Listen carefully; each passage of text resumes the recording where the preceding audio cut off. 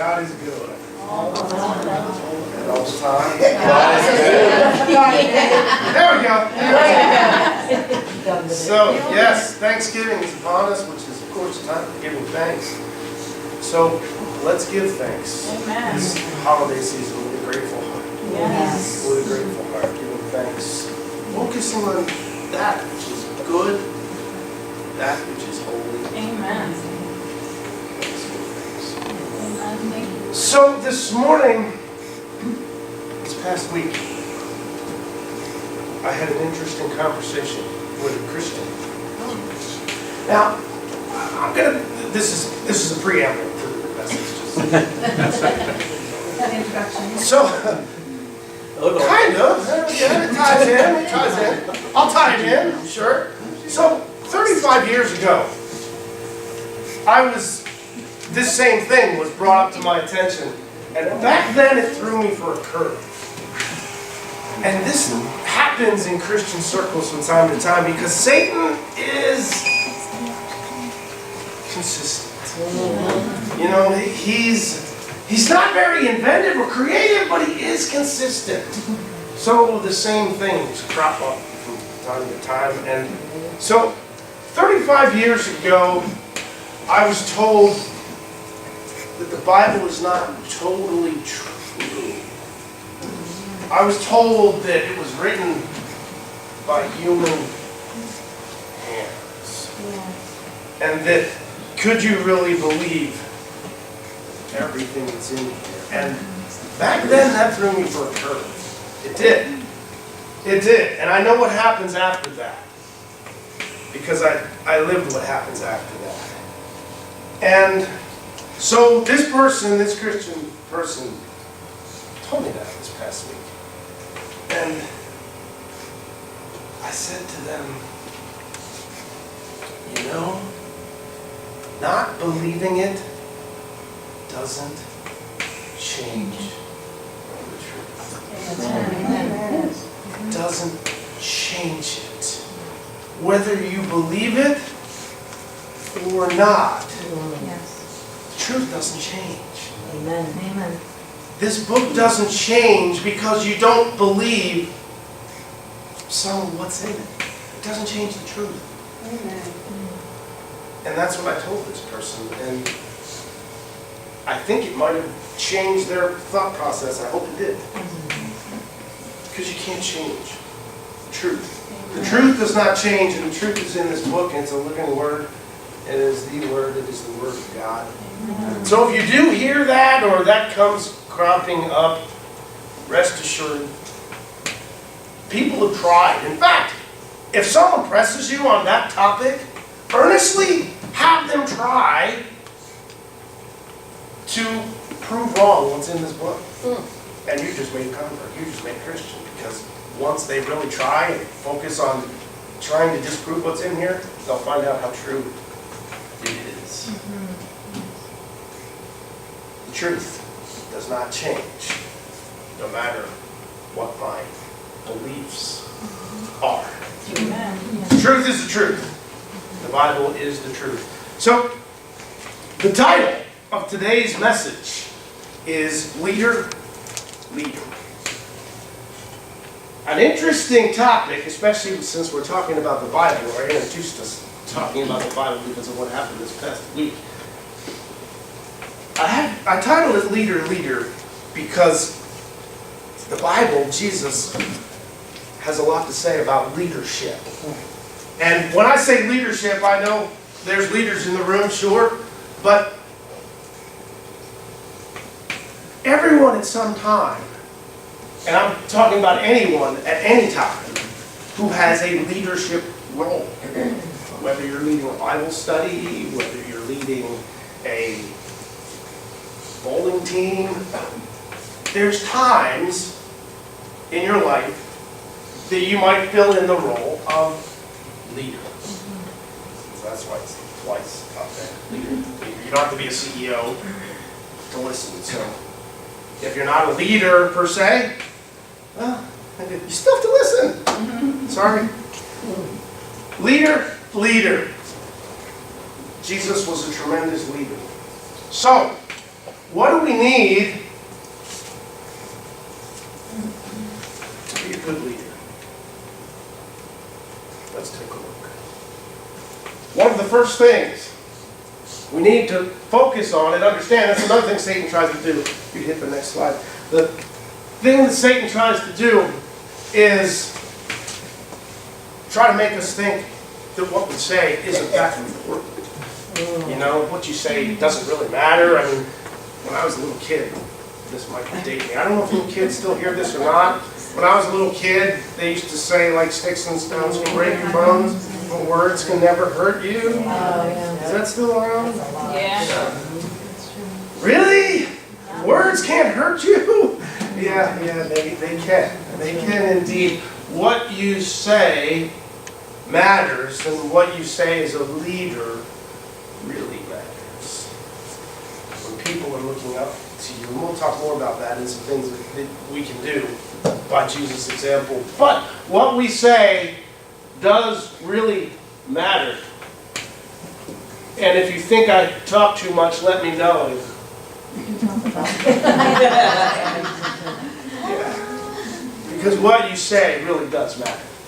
Next slide, please.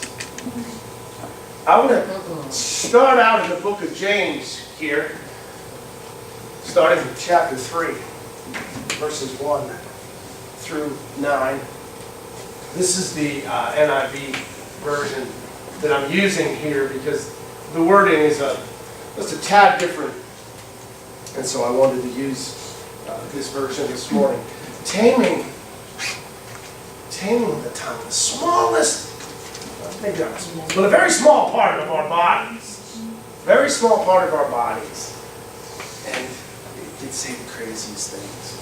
And derail people, like I was derailed 35 years ago. And like people can be derailed today by the tongue, by what you say. Starting in verse 3, not many of you should become teachers, my fellow believers, because you know that we who teach will be judged more strictly. We all stumble in many ways, and anyone who is never at fault in what they say is perfect, able to keep their whole body in check. Verse 3, when we put bits into the mouths of horses to make them obey us, we can turn the whole animal. Or take ships as an example. Although they are so large and are driven by strong winds, they are steered by a very small rudder, wherever the pilot wants to go. Likewise, the tongue is a small part of the body, but it makes great boasts. Consider what a great forest is set on fire by a small spark. The tongue is also is a fire, a world of evil on the parts of the body. It corrupts the whole body, sets the whole course of one's life on fire, and is itself set on fire by hell. All kinds of animals, birds, reptiles, sea creatures are being tamed and have been tamed by mankind. But no human being can tame the tongue. It is a restless evil, full of deadly poison. With the tongue we praise our Lord and Father, and with it we curse human beings who have been made in God's likeness. These are sobering words. Sobering words. In a world where we find ourselves praising God on one side, cursing our brother sometimes on the next. The tongue can do that. Out of the same mouth comes praise and cursing. My brothers and sisters, this should not. It should not be. It should not be. And as leaders, when we're in that role, in that position as a leader, we need to take extra special cautions in what we say. Because sticks and stones can break your bones. words can always hurt you. And those you're leading, they can. They do.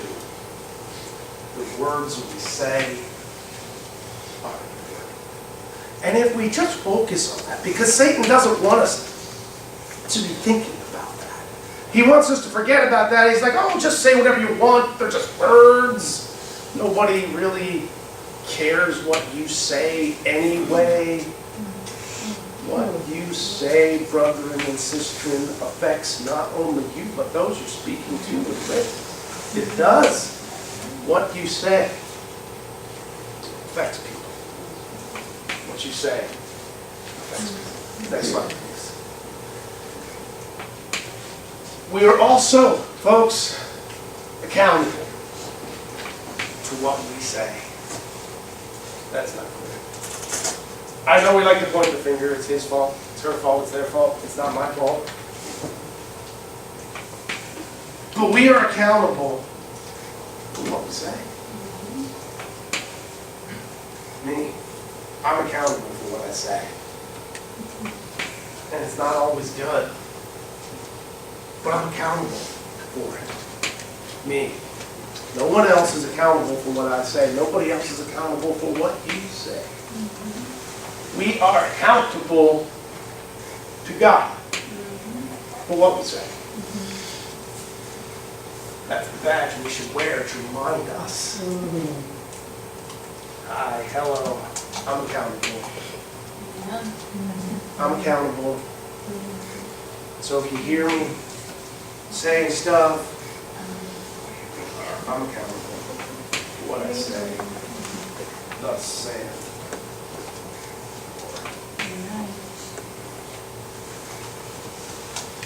Next slide, please. But you say, I'm not a leader, so I don't need to worry about being accountable. I don't need to worry about what I say. But see, we're all leaders from time to time, as I mentioned earlier, and when we are in that position, whether we volunteer for it or not, we just end up in that position as a leader, leading a group of people. We become a leader, and at that time, what we do and say becomes very critical. And the guidelines for it are right here. They're right here. You know, it's amazing what's in this book. In fact, someone comes up to me and says, I don't believe in God. I've never gone to church. How do I find... Sorry, this is a little squirrel trail I'm running down, but you'll get my phone. How do I find the answers that I'm looking for?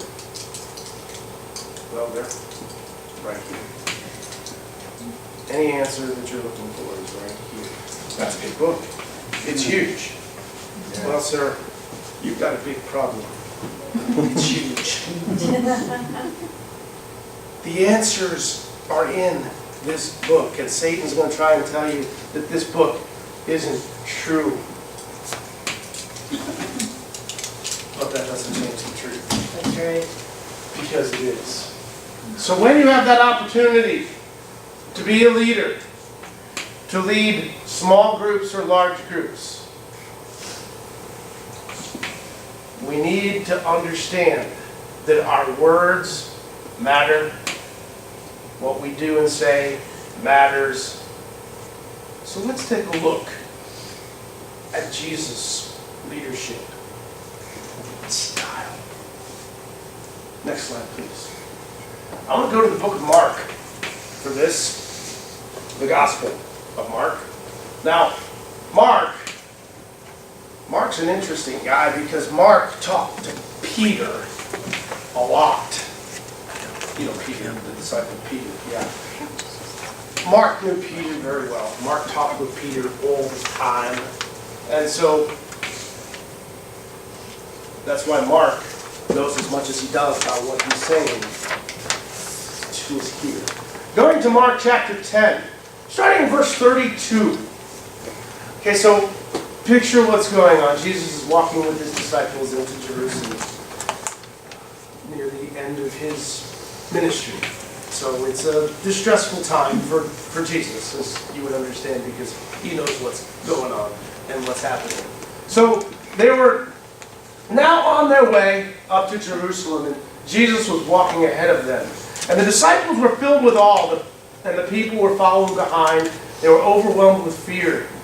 Taking the 12 disciples aside, Jesus once more began to describe everything that was about to happen to him. He said, listen, we are going to Jerusalem.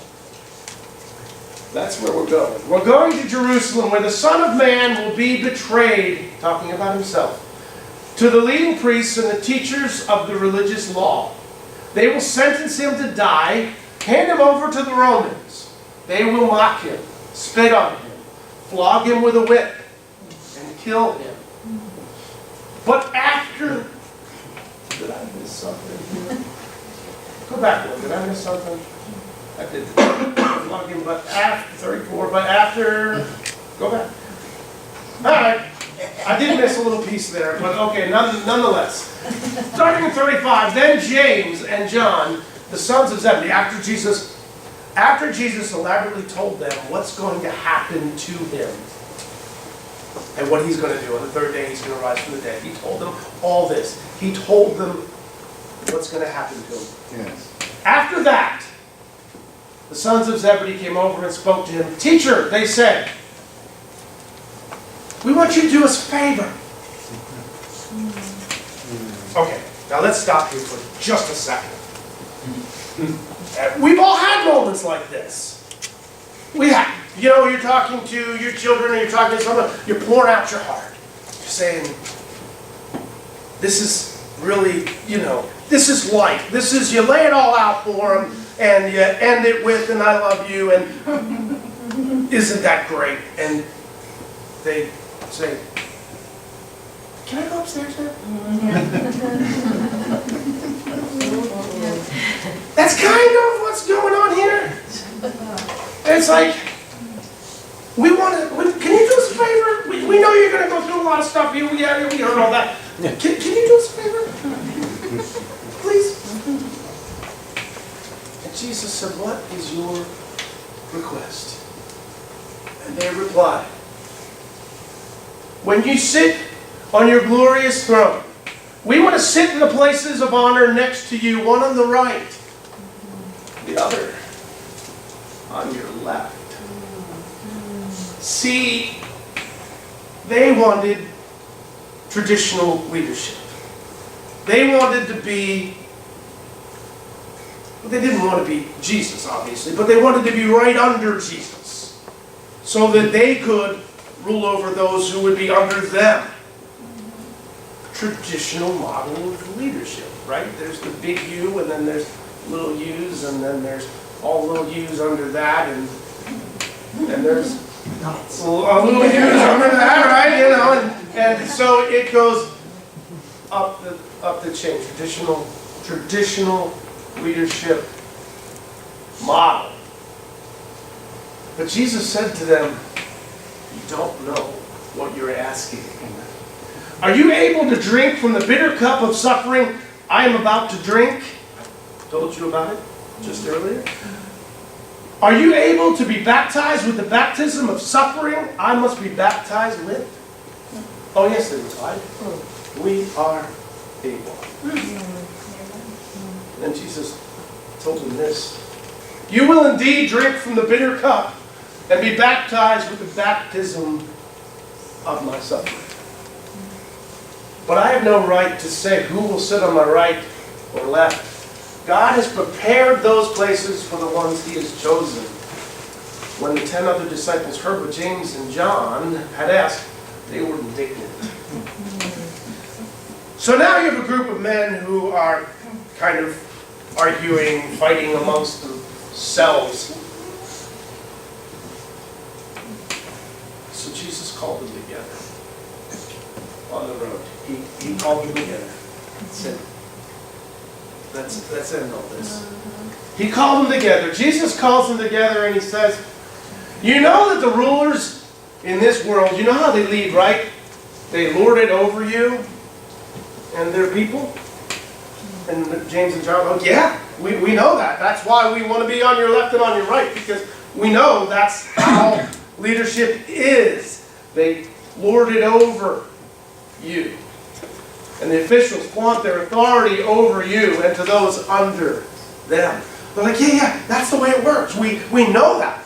That's why we want to be on your left and on your right. So there's yous underneath us. We get this, Jesus, we do. But verse 3, Jesus says, but among you, it will be different. In other versions, it says, not so with you. Not so with you. In other leadership, in the leadership of the world, the authority is lorded over you. But not so with you. Not so with you. Among you, it will be different.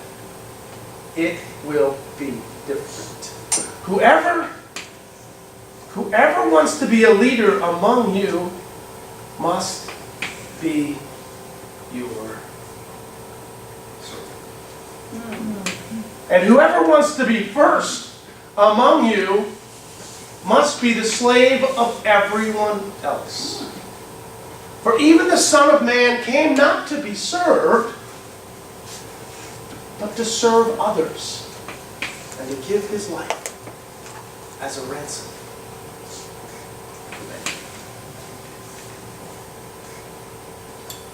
Not so with us. Not so with us. The model is a little different. We are to serve the... So think of this.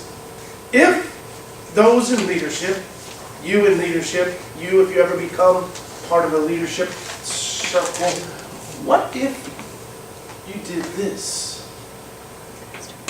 Instead of the you model, I know it's a little different, but if instead of making decisions that would benefit you, the company, and the leadership group, make decisions that would benefit those under you. Make decisions that would benefit those under you.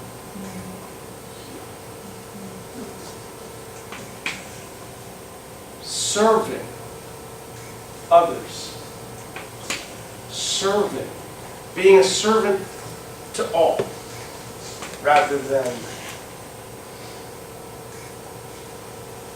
a king who rules in the traditional ways. Interesting to think about. Next slide, please.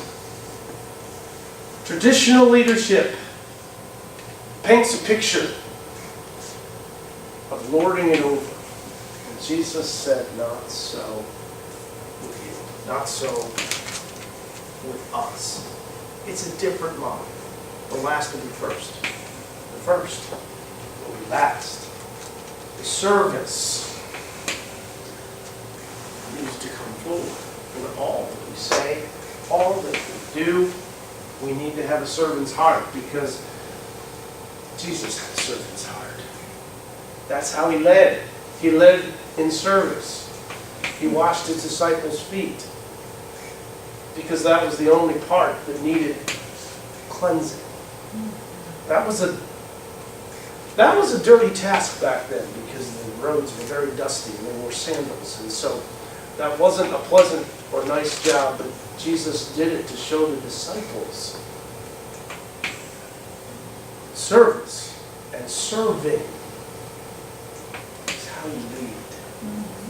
Traditional leadership style does not work with you. Not so with us. Not so with me. Next slide, please.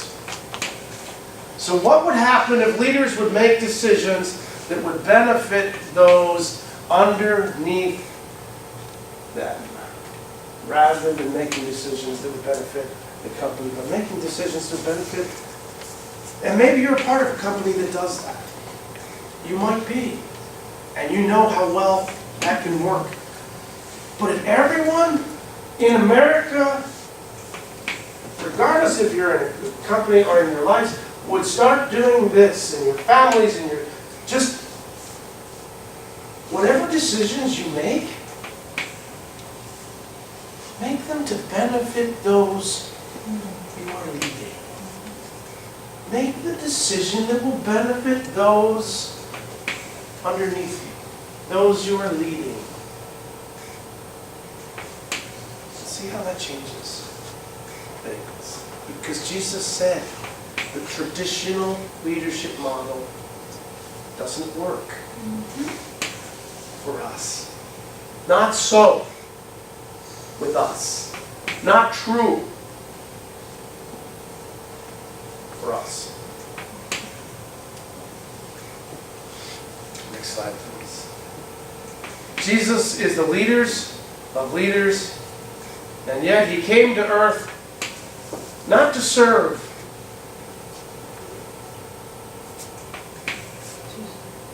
but to serve. Not to be served, not to be king,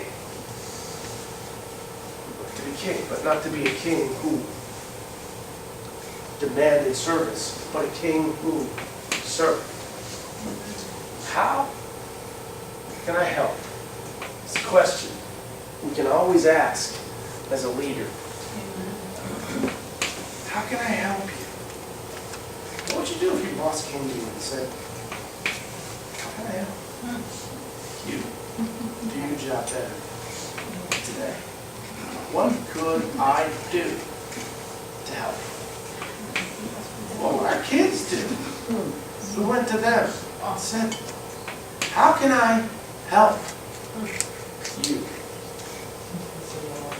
today?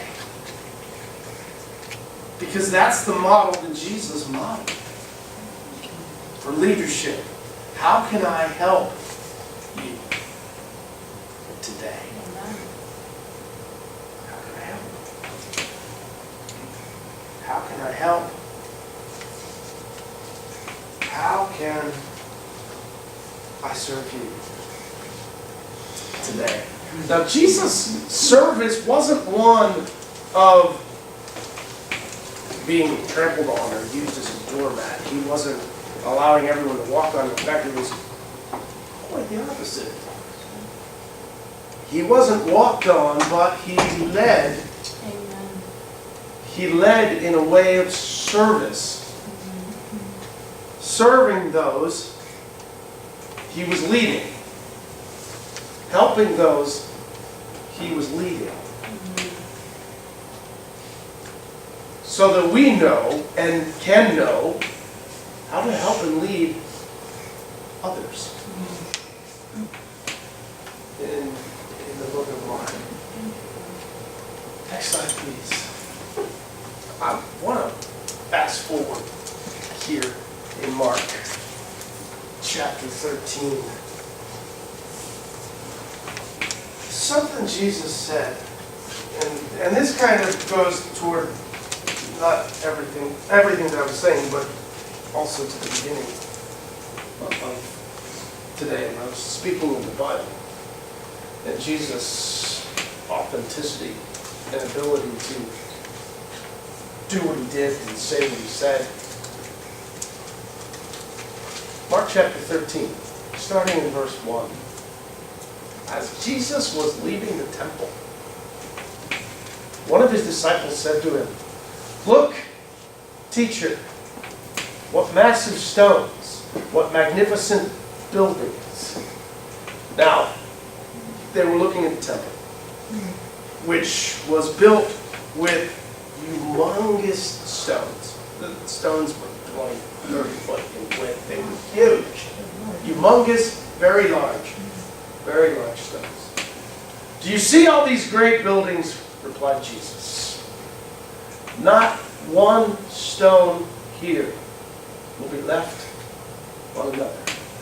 Every one will be thrown down. Every one will be thrown down. Jesus said that. And the reason I want to bring that up is because 40 years after Jesus said this, there was a Jewish uprising against the Romans. And it kind of ticked off the Romans. They got a little angry, so they sent thousands upon thousands of soldiers to Jerusalem, and they destroyed the temple. But not only did they destroy the temple, they destroyed the temple so that it could never be rebuilt again.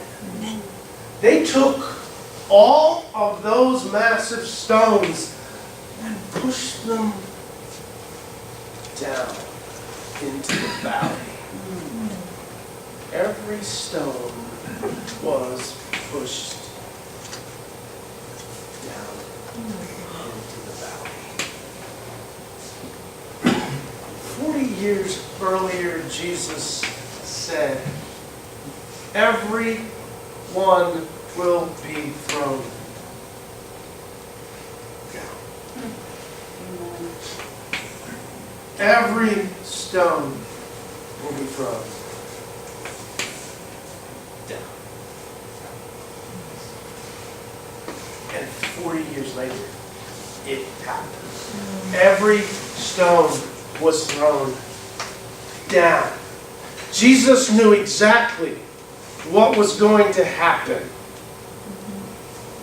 to the temple. Not just that it was going to be destroyed, he knew how it was going to be destroyed.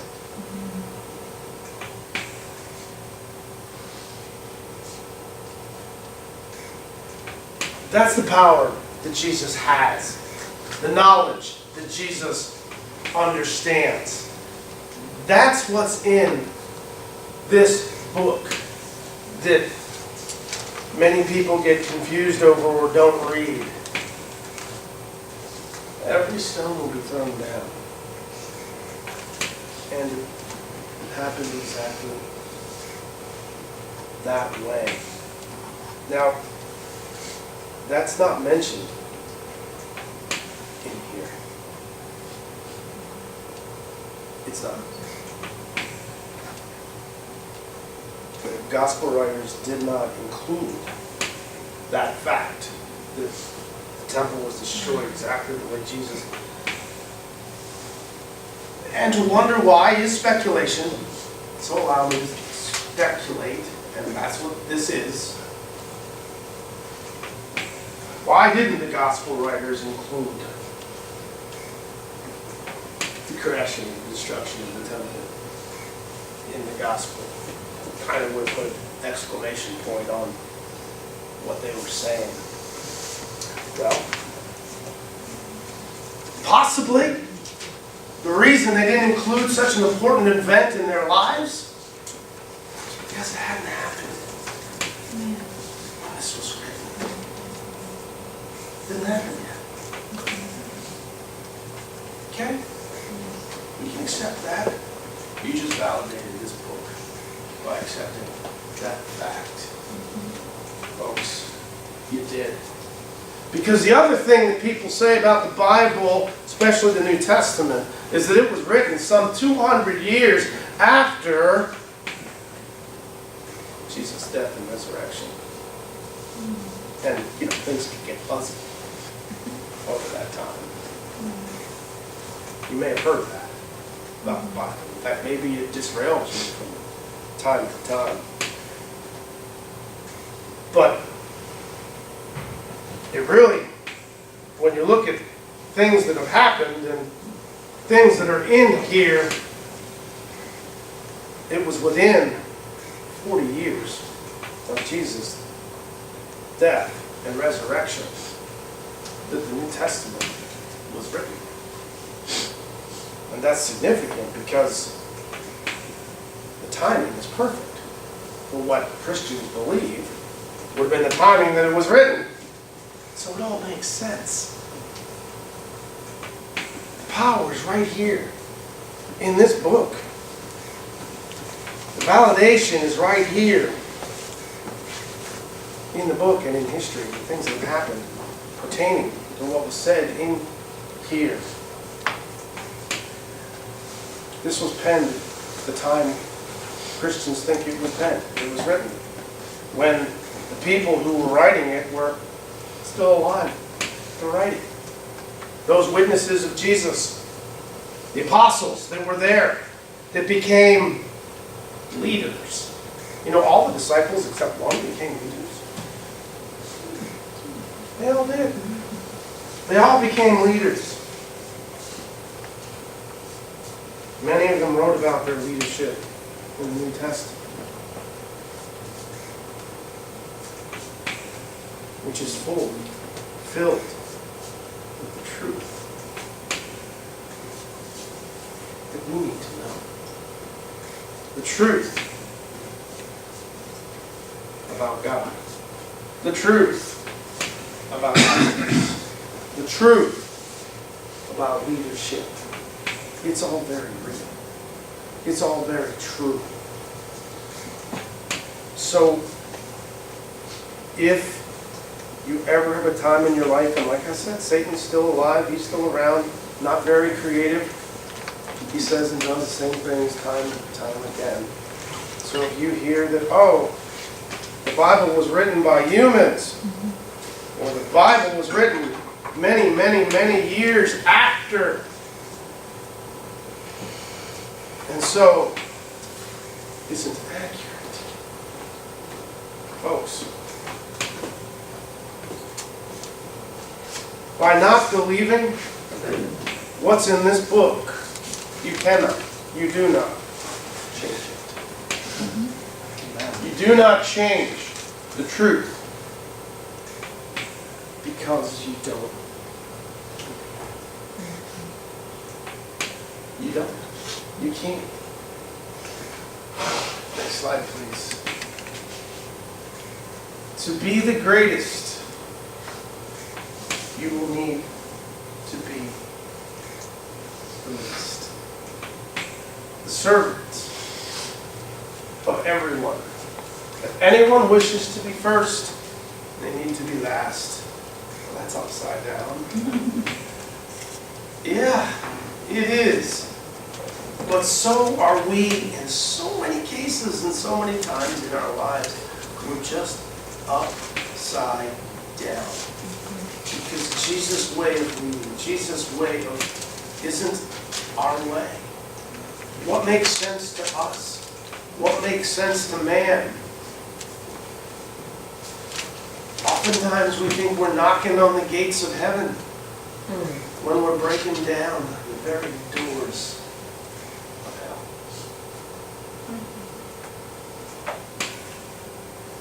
Our ways are not His ways. You say, well, what's the truth? How do I find the answers? They're right here. Amen. Right here. They're right here. They are right here. No matter what problem you're facing, and there's lots of problems. There's lots of issues. The answers are right here. Amen. Can we go verse by verse? Sure. But start reading it all. Read the whole thing. It's huge. So's our problems. They're huge. Amen. The answers are here. Yes. And it's the truth. It's the truth. No matter what Satan tells you, no matter what Christian people tell you. By the way, the people who've always told me that were Christians, Christian leaders, who led me astray and said, and just so you know, that the piece that follows that, and Satan's pretty, he does the same stuff all the time, so you may have been down this road too, but once you start believing that, the next thing you start believing is that, well, you know, there's got to be other ways to heaven. That's what's after that. Once you start compromising the Bible, there's got to be other ways to heaven, right? I mean, other religions, they worship the same God. So there's probably other avenues, other ways. We're all probably going to heaven. Folks, I don't have a heaven to put you in. I don't. Pastor Vernon lets us know that. Amen. But this book provides the truth and the answers. The way. Yes. It's all here. It's all true. And if at any time in your life you get to a point where someone comes up and tells you that, someone you respect comes up and tells you that, just quietly say, you know, because you don't believe it, doesn't change the truth. That's right, amen. That's right. Just because you don't believe it, it doesn't change the truth. That's a great thing to say. Jesus knew. He did. He knew. He knows. He knew. He knew it was going to happen to him. He told the disciples. The disciples, you know, they were a very fearful group, right? Jesus was teaching them not to be afraid. They were a very fearful group of men that didn't quite get it. You ever feel like that? Just don't quite get it. The disciples were like that. They just didn't quite get it. Even when Jesus told them what was going to happen, they just didn't quite get it. They weren't going to be good leaders. And then they did. And then they did. What was that transforming thing? That could take scared men and make them as bold as lions. What could possibly do that? Jesus spent years with these guys, teaching them not to be afraid. They weren't getting it. They were kind of getting it, but they weren't really getting it. Something happened. Something big. It was huge. You know what it was? Holy Spirit. Jesus did what he said he would do. Yes. The man that told us that if we want to be great, we need to be the least. The man that told us leadership isn't what you think it is, it's serving.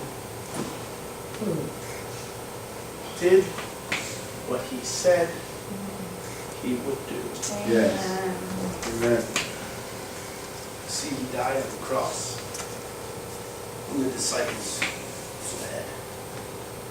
Now they were really afraid because, see, they didn't think that's the way it was going to happen. They didn't. They didn't think it was going to happen that way. They thought they thought Jesus was going to take his kingship right there and then. They thought somehow Jesus was going to change everything that was happening and he would become their ruler on earth. That's what the disciples were thinking. And that's why they ran when Jesus was arrested and looked from afar as Jesus was being crucified. They were afraid. But something happened. It's in this book.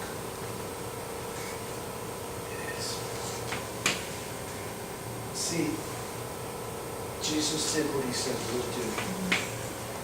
On the third day, he rose from the dead. Amen. And these men saw him. And they were never the same. Their fear had left them. Because they saw the risen Jesus. They saw him die on Calvary. But then they saw him alive.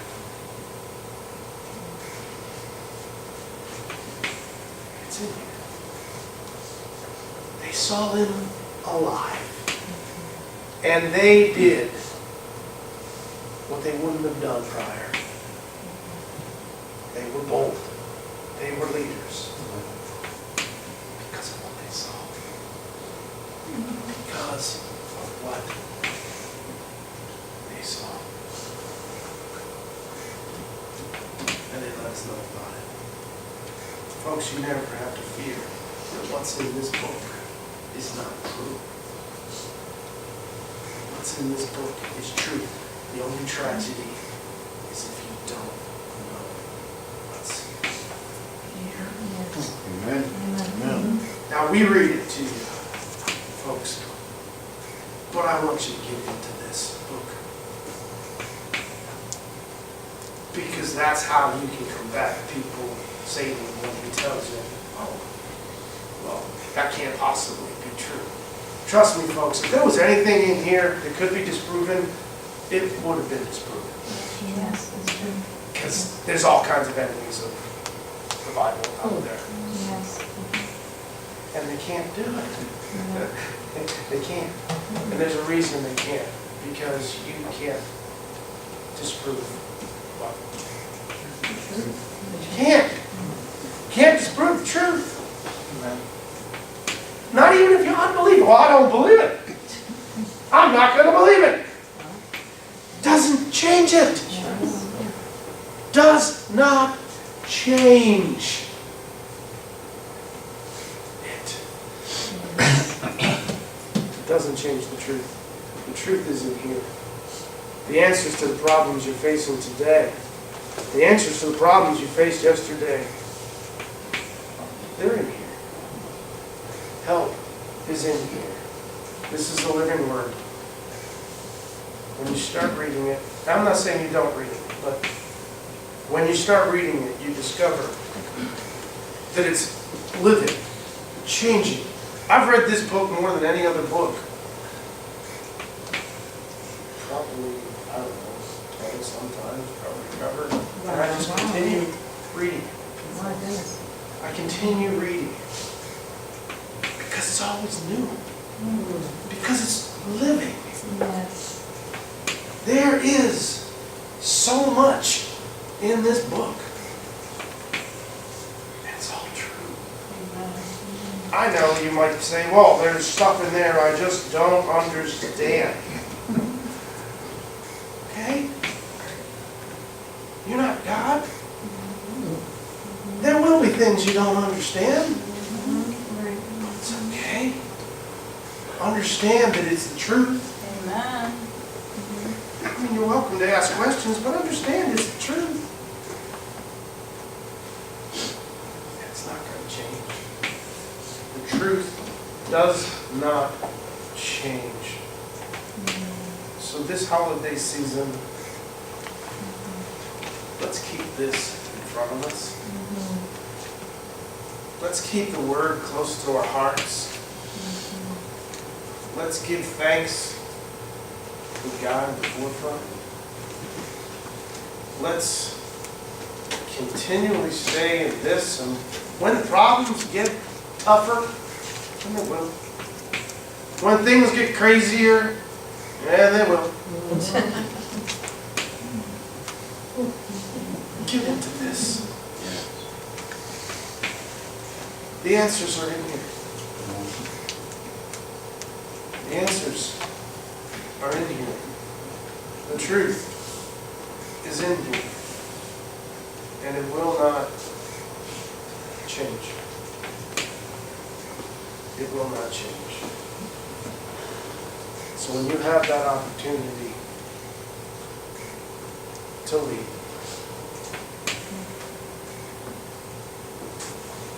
Go in here. Take a read how Jesus led. And make decisions that are going to benefit those who need it.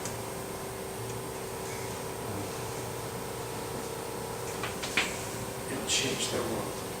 Amen. It'll change their world. Amen.